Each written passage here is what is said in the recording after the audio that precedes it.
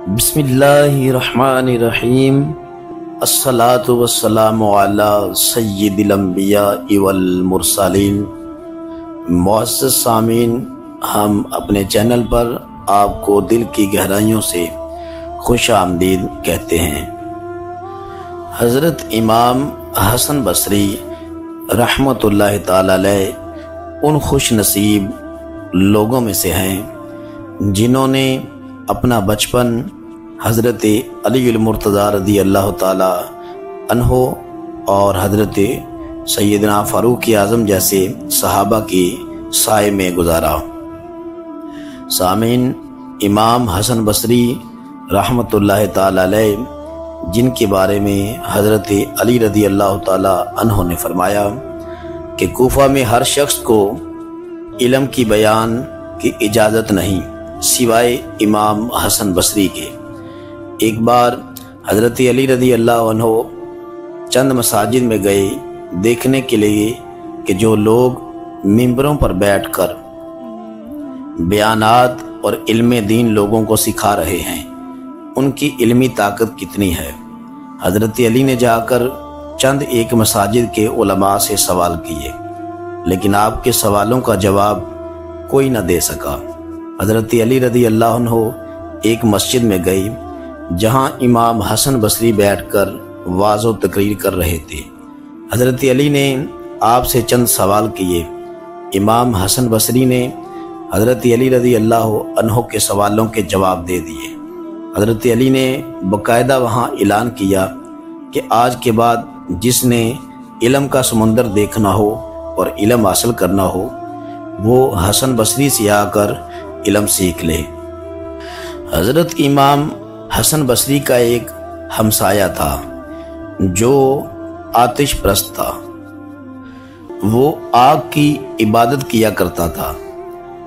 جب اس کا آخری وقت آیا، لوگوں نے آ کر حضرت امام حسن بصری سے عرض کی، حضور آپ کا جو ہمسایہ ہے اس کا آخری وقت ہے، شاید آپ جائیں تو وہ کلمہ پڑھ لے۔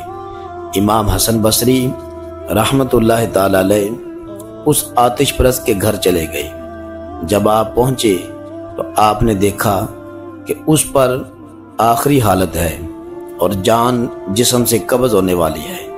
آپ نے اسے فرمایا کہ تو جاتے ہوئے کلمہ پڑھ لے، ساری زندگی تو نے اس آگ کی عبادت کی ہے، تو اللہ کا شریک ٹھہراتا رہا ہے، لیکن یہ آگ پھر بھی آج تجھے ہی جلانے والی ہے۔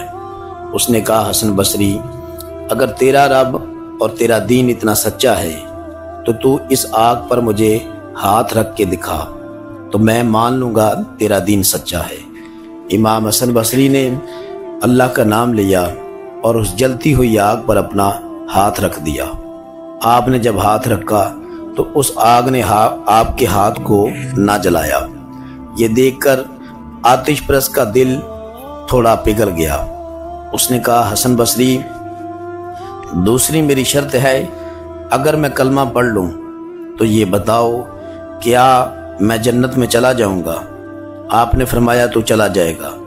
اس نے کہا، حسن بصری مجھے لکھ کر دے دو کہ اگر میں کلمہ پڑھ لوں تو میں جنتی ہوں۔ حضرت امام حسن بصری رضی اللہ تعالیٰ عنہ نے اسی وقت کاغذ منگوایا، آپ نے لکھ کر دے دیا کہ یہ اگر کلمہ پڑھ لے تو حسن بصری گواہی دیتا ہے کہ یہ جنت میں جائے گا۔ آپ نے وہ کاغذ اسے دیا۔ اس آتش پرست نے جو آگ کی پوجا کرنے والا تھا اس نے اسی وقت کلمہ پڑھ لیا اور لوگوں کو کہا، یہ حسن بصری کا ضمانت نامہ میرے کفن میں رکھ دینا جب تم مجھے دفن کرو۔ امام حسن بصری رحمۃ اللہ تعالی علیہ نے اس کا جنازہ پڑھایا، اسے دفن کر دیا گیا۔ جب آپ واپس آئے تو آپ کے ذہن میں خیال آیا، حسن بصری تجھے تو اپنے خاتمے کا پتہ نہیں، تو نے ایک غیر کو جنت کی ضمانت دے دی۔ اس پریشانی کے عالم میں آپ سو گئے۔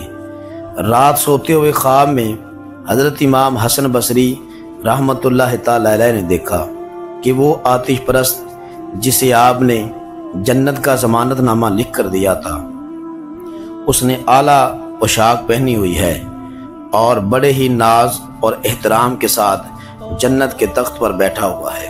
امام حسن بصری نے اسے پوچھا، میرے رب نے تیرے ساتھ یہ معاملہ تیری بخشش کر دی؟ اس نے کہا، حسن بصری، میں جب قبر میں گیا مجھ سے سوالات شروع ہوئے تو میں نے تیرا ضمانت نامہ دکھایا۔